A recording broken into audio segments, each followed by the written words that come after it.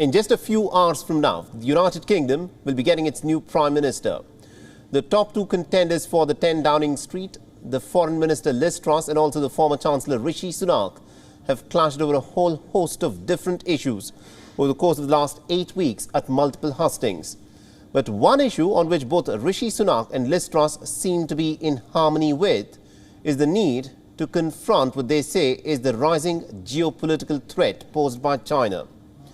Now, both contenders, Rishi Sunak and Truss, have pledged to get tough on China. In one of the hustings, the British Foreign Secretary Liz Truss said that if she's elected as the Prime Minister of the United Kingdom, then she would designate China as a threat to Britain's national security, further elevating China to a similar status as Russia, which is defined as an acute threat.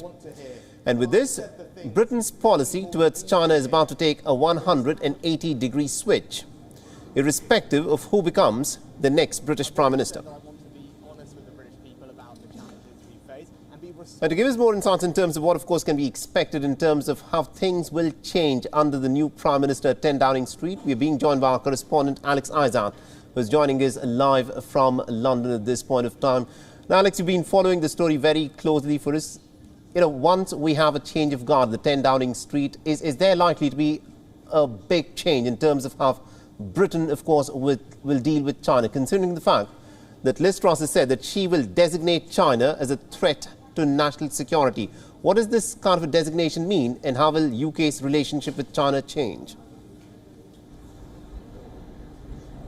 Well, for many years, there's been like a golden era for China, even back to George Osborne's time, nearly a decade.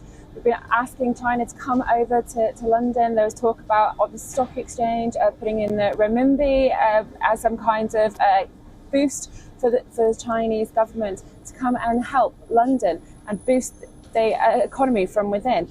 And then, obviously, since Liz Truss has been Foreign Secretary, she has been pushing for a tougher stance on China for many years now.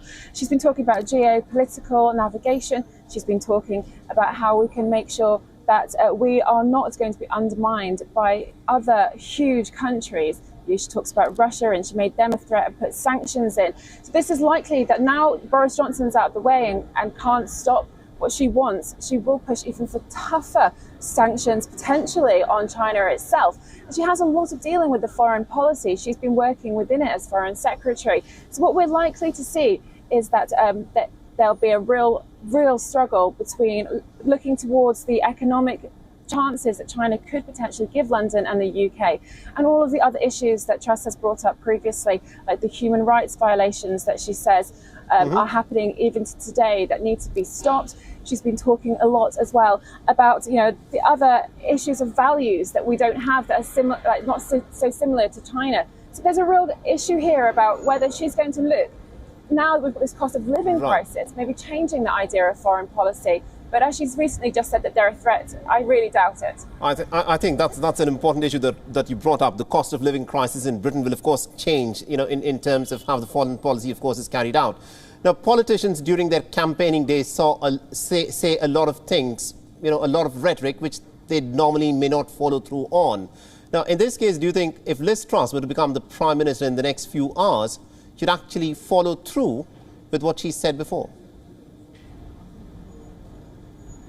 I do believe that she will be following through. As I said, when she was Foreign Secretary, she already had a tough stance. So when she's Prime Minister, it's going to be even tougher. And of course, she will be looking to those advisors in Whitehall.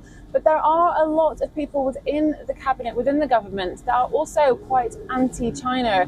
And you know, they're thinking that the technology is taking us too far, that they're spies, and all of these controversial statements that they've come out with over the past year. I think she will be listening to those people to push through her policies. And she is quite a stronghold generally about China. All right, we'll have to leave there. Thank you very much indeed, Alex Iszatt, for joining us and getting us all those updates there. WION is now available in your country. Download the app now and get all the news on the move.